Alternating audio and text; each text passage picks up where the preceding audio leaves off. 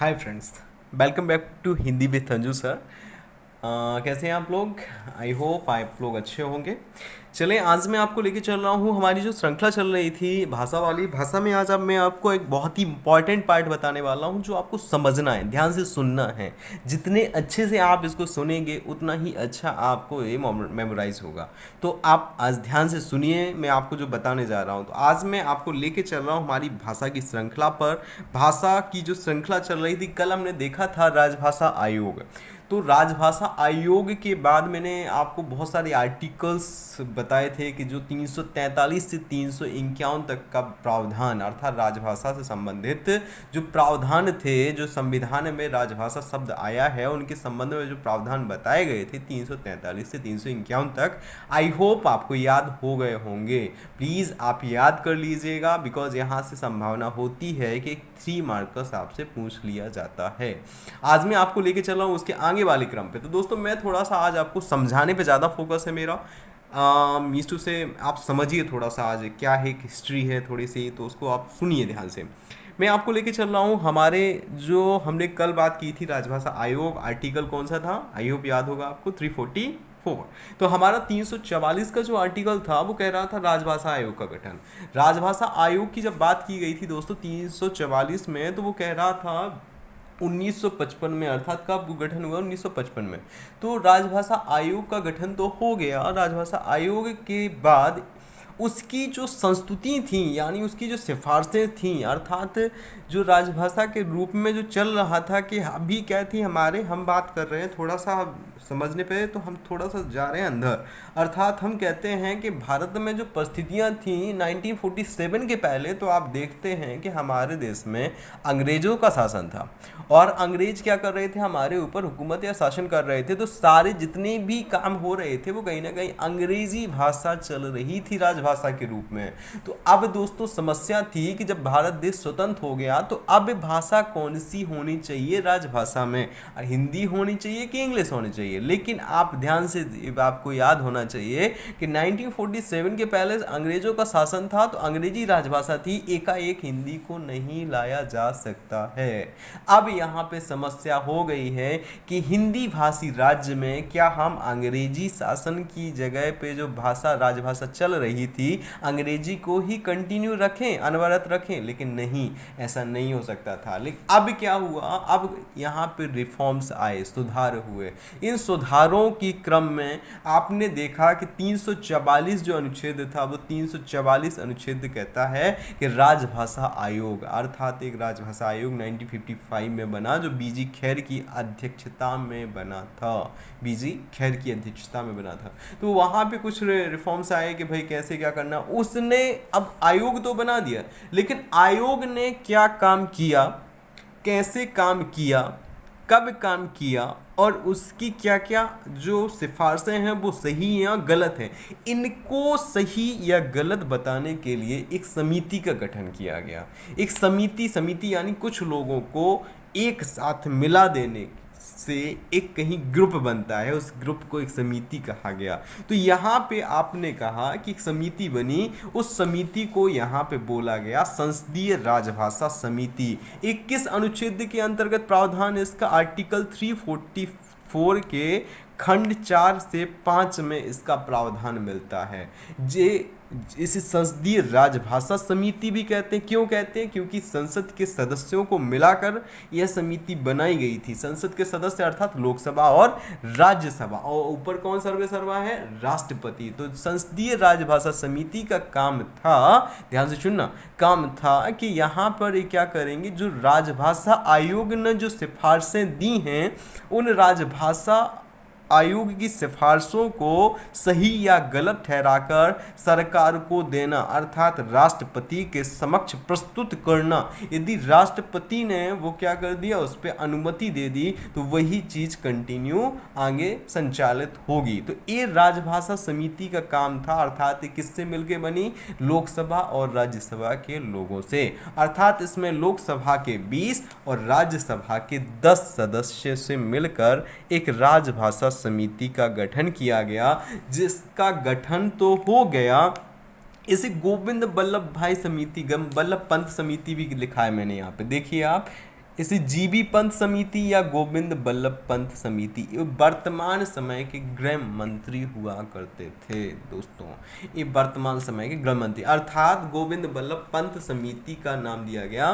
तो गोविंद बल्लभ पंत समिति, इनकी अध्यक्षता में इस समिति बनी और यहाँ पे 20 लोकसभा 10 राज्यसभा के सदस्य मिले। और इसकी प्रथम बैठक जब हुई, इसकी प्रथम बैठक 16 नवंबर 1957 को हुई। राजभाषा आयोग 1955 में बना दोस्तों। इसके बाद उसकी जो अनुशंसा थी, उन अनुशंसा को सही या गलत ठहराने के लिए उनके ऊपर एक समिति को बना दी गई, जिसे 16 नवंबर 1957 को पहली बैठक हुई या गठन हुआ।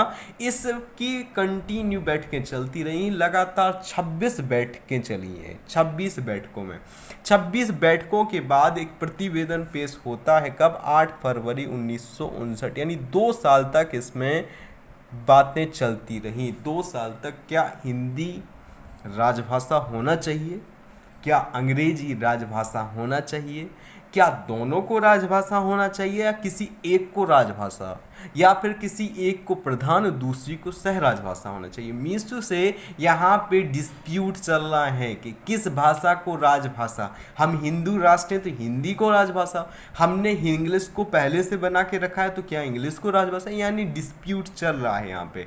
इसी डिस्प्यूट को ख़त्म करने के लिए यहाँ पे समिति बनाई गई थी, जिस समिति का नाम गोविंद बल्लभ पंत समिति या संसदीय राजभाषा समिति कहा गया है। इसमें अब दोस्तों मैंने यहाँ पे नोट लिख के आपको एक मेंशन किया है। इस समिति में क्या था कि जो लोग थे, यानी 20 और 10 30 लोगों की जो समिति थी, तो इस समिति ने जो रिपोर्ट प्रस्तुत की है, यानी जो समिति के सदस्यों के द्वारा बनाई गई रिपोर्ट थी, जो सरकार ने मान ली थी, वो सरकार की मानी गई रिपोर्ट से कहीं ना कहीं संसदीय समिति के कुछ सदस्य असहमत थे। असहमत क्यों थे? क्योंकि संसदीय समिति ने जो सिफारिशें की थी, उन सिफारिशों पर उनकी सहमति नहीं थी। अर्थात इसकी सिफारिशें क्या थी तो हमें देखना पड़ेगा। तो हम चलते हैं थोड़ा सा और आगे, तो आप पढ़ते हैं। पहले थोड़ा सा मैंने कुछ यहाँ पे मेंशन किया है कि पंत समिति ने कहा कि राष्ट्रीय एकता को द्योतित करने के लिए एक भाषा को स्वीकार करने का स्वतंत्रता पूर्व का जोश ठंडा पड़ गया है।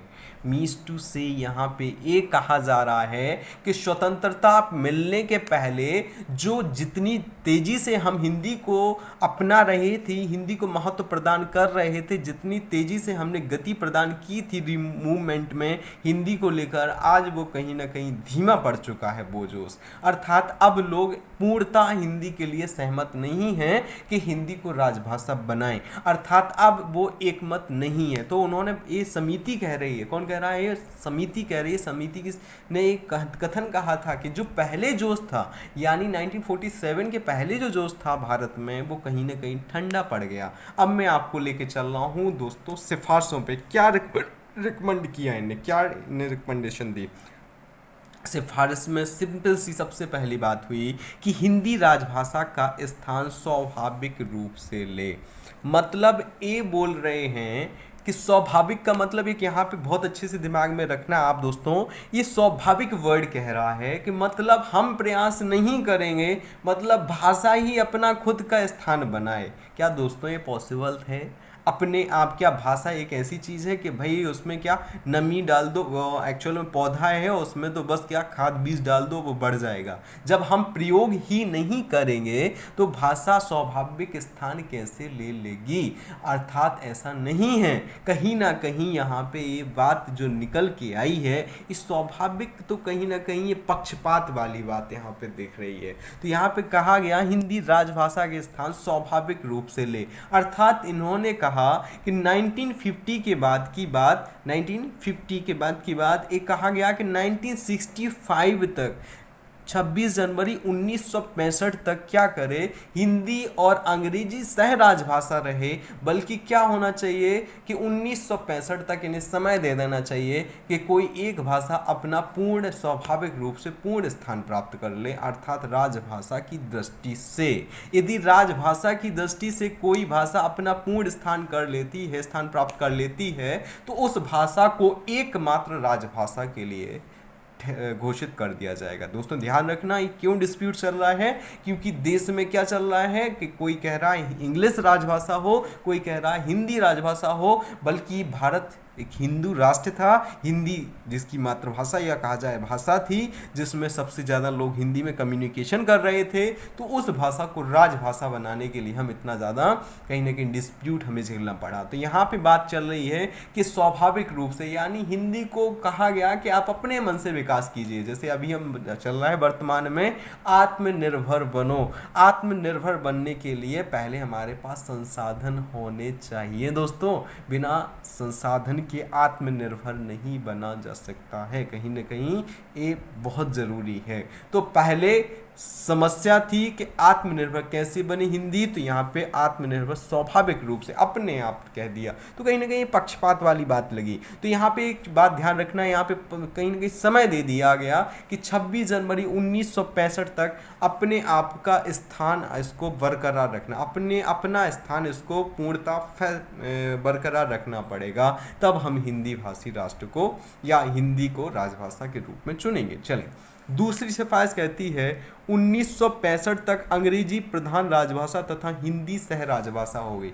मतलब एक कह रही है सिफारिश कि 1965 तक पहले किसी एक भाषा को अपना दर्जा उत्तम श्रेणी का बताना होगा, लेकिन 1965 के पहले क्या रहेगा, तो ये कहते हैं कि 1965 के पहले लगातार अंग्रेजी प्रधान और हिंदी सहराज भाषा के रूप में संचालित होगी। मीन्स टू से यहाँ पे द्विभाषी बात होने लगी, अर्थात दोनों भाषा को एक साथ चलाने की बात होने लगी। दोस्तों ध्यान से सुनना बात, यानी हम हैं हिंदी वाले लोग, यानी हमारा भारत हिंदी वाला, लेकिन हम अब भी क्या कर रहे हैं, हम कर रहे हैं कि दोनों भाषाओं को एक साथ, मीन्स टू से हिंदी को सह राजभाषा जबकि इंग्लिश को प्रधान राजभाषा। मीन्स टू से यहाँ पे भी वही बात निकल के आई कि आप हिंदी को राजभाषा के रूप में स्वीकृत नहीं कर रहे हैं, अर्थात उसको सहयोगी भाषा के रूप में देख रहे हैं। तो यहाँ पे दूसरी इनकी कहीं ना कहीं पक्षपात यहाँ पे निकल के आया। तीसरा, हिंदी को अंग्रेजी के साथ तथा अंग्रेजी को हिंदी के साथ, अंग्रेजी के साथ हिंदी, हिंदी के साथ अंग्रेजी को सहायक राजभाषा रखा जाएगा। मतलब एक कहा जा रहा है तीसरी सिफारिश में कि यदि अंग्रेजी प्रधान राजभाषा है तो हिंदी सह रहेगी, और यदि हिंदी सह है तो अंग्रेजी प्रधान। मतलब सिंपल सा है, दोनों को चलाना है इनको। मतलब ये नहीं, यहाँ पे इनकी रिकमेंडेशन है कि कोई एक भाषा को राजभाषा का दर्जा दें। ये इनका कहना है कि हम क्या करेंगे, हिंदी और इंग्लिश दोनों को सह राजभाषा के रूप में रखेंगे, अर्थात दोनों के साथ। हम कहते हैं ना कि एक जब नाव में पाँव रखा जाता है तो किसी एक नाव में रखना चाहिए, दो नाव के सहारे आप आगे की दिशा और दशा निर्धारित नहीं कर सकते हैं। लेकिन यहाँ पे वही हो रहा है दोस्तों, यहाँ पे हो क्या रहा है कि हिंदी के साथ अंग्रेजी को रखना ही पड़ेगा, अंग्रेजी को प्रधान, अंग्रेजी हिंदी को सह राजभाषा रखनी ही पड़ेगी। तो कहीं ना कहीं ये आपने देखा कि यहाँ पे पूर्णतः एक पक्ष या एक मत समर्थन नहीं मिलेगा, क्योंकि ऐसी बात कहीं ना कहीं विरोध तो उत्पन्न होगा ही। तो इसी विरोध का नतीजा निकला कुछ और, लेकिन यहाँ पर एक तंत्र रूप से कहा जाता है ना कि सीधा निरंकुशता के साथ इसको क्या किया गया, पारित कर दिया गया। क्यों? क्योंकि यहाँ पे इनकी रिकमेंड को राष्ट्रपति के पास पहुंची और राष्ट्रपति ने साइन कर दिया, अर्थात 1965 तक के लिए बोल दिया गया कि ये एज इट इज रहेगी, अर्थात हिंदी हिंदी के साथ अंग्रेजी, अंग्रेजी के साथ हिंदी। और ध्यान रखना दो, वो भी अनिश्चित काल तक, नाइन मतलब ये भी यहाँ पे तो बात हो गई थी कि अनिश्चित समय तक, मतलब यहाँ पे ये भी नहीं था कि 1965 तक, मैं तो अभी बोल रहा हूँ, लेकिन अनिश्चित समय तक बोला गया था, मतलब इसकी रिकमेंडेशन ये थी। तो कहीं ना कहीं बड़ी दिक्कत थी कि हिंदी के साथ अंग्रेजी, अंग्रेजी के साथ हिंदी, लेकिन हम एकमात्र हिंदी को नहीं अपना सके। अब मैं आपको लेके चलता हूँ टिप्पणी। हुआ क्या हुआ इसका रिजल्ट देखिए थोड़ा सा। सिफारसों से, यानी जो सिफारसें थीं या संसदीय समिति की जो सिफारसें थी उसके कुछ सदस्य, यानी दो सदस्य यहाँ पे वेरी इंपॉर्टेंट मुझे समझ में आए हैं, पुरुषोत्तम दास टंडन और सेठ गोविंद दास। ये असहमत थे, असहमत मतलब ये सहमत नहीं थे, ये सहमत नहीं थे कि हिंदी के साथ अंग्रेजी और अंग्रेजी के साथ हिंदी को सहभाषा या प्रधान राजभाषा के रूप में स्वीकार करें। उन्होंने आरोप लगाया कि सरकार ने हिंदी को राजभाषा स्वीकारने के लिए आवश्यक कदम नहीं उठाए। मीन्स टू से इनका कहना था कि सरकार को जिस स्तर पर कार्रवाई करनी चाहिए थी कि हिंदी प्रधान राजभाषा रहे एकमात्र, वो उतने स्तर पर उन्होंने कारगर कदम नहीं उठाए। इस वजह से इस समिति की जो सिफारिशें थी उनसे उन्होंने असहमति प्रकट की। क्यों? क्योंकि उन्हें लगता था कि सरकार ने वास्तविक कार्यवाही नहीं की। यदि वास्तविक कार्यवाही की होती तो हिंदी को एकमात्र प्रधान राजभाषा के रूप में हम स्वीकार कर लेते। तो यहाँ पे दोनों लोगों ने क्या असहमति प्रकट की, अर्थात दोनों ने अंग्रेजी को सह राजभाषा के रूप में विरोध किया। मतलब ये अंग्रेजी का यहाँ पे विरोध कर रहे थे और सही भी है कहीं ना कहीं, लेकिन वर्तमान उस समय की जो परिस्थितियां हो वो अपन नहीं कर सकते हैं अभी इमेजिन। लेकिन सरकार ने संस्कृत रिपोर्ट मान ली। अच्छे से याद रखना, इस संसदीय राजभाषा समिति की जो रिपोर्ट थी वो सरकार ने एज इट इज मान ली, उसमें कोई संशोधन नहीं किया। वही समिति की रिपोर्ट आज भी हम देख रहे हैं। हमारे भारत देश में हम हिंदी भाषा के राष्ट्रभाषा के रूप में प्रतिनिधित्व करने वाले लोग आज भी हमारे अधिकांश कार्य अंग्रेजी के साथ होते हैं। यहाँ पे जुडिशरी में सबसे बड़ा मैं इम्पॉर्टेंट पार्ट्स मानता हूँ दोस्तों कि जुडिशरी में हमें नहीं पता होता है और पूरे के पूरे संपूर्ण के संपूर्ण कार्य इंग्लिश में आते हैं, जबकि आप जानते हैं हमारे भारत की अधिकांश जनता अंग्रेजी से अभी तो इतनी परिचित नहीं है कि वो एक बार पढ़े और उसको पूरा का पूरा अर्थ समझ में आ जाए। अर्थात मैं तो साफ स्पष्ट शब्दों में कहता हूँ कि हर एक जो भी कार्य हो उनके इंग्लिश के साथ हिंदी कन्वर्सेशन भी निकल के आए, जिससे आम लोगों को पता चल सके कि भाई इसका है क्या, ये है क्या, इनके बारे में। चले दोस्तों, तो आई होप आज का आपको ये लेक्चर समझ में आया होगा। प्लीज़ आपसे एक ही मेरी ख्वाहिश है कि आप लोग प्लीज़ इसको शेयर करें, सब्सक्राइब करें, क्योंकि ये बहुत ज़्यादा से ज़्यादा बच्चों के पास पहुंचना चाहिए। जो मेरा प्रयास है ये अधिक से अधिक लोगों के पास पहुंचे, इसका उनको फ़ायदा मिले। मैं कल भी आपसे बोला था कि प्लीज़ आप लोग किसी भी अन्य क्लास में अपना पैसा खर्च मत करें अभी, क्योंकि ये समय थोड़ा अब विपरीत चल रहा है। अपने अपने पैसे को बचा कर रखें, ईमानदारी से खुद मेहनत करें, और जो भी अच्छे संसाधन, जो भी अच्छी क्लासेस आपको मिल रही हैं यूट्यूब पर फ्री ऑफ कॉस्ट हैं, उनको आप अच्छे से यूज करें, उनको यूटिलाइज करें और अपनी सफलता का श्रेय खुद बने। आपकी सफलता आपके हाथ में है, ईमानदारी से मेहनत करें, 100% आपको सफलता मिलेंगी। Okay, thank you, Vande Mataram.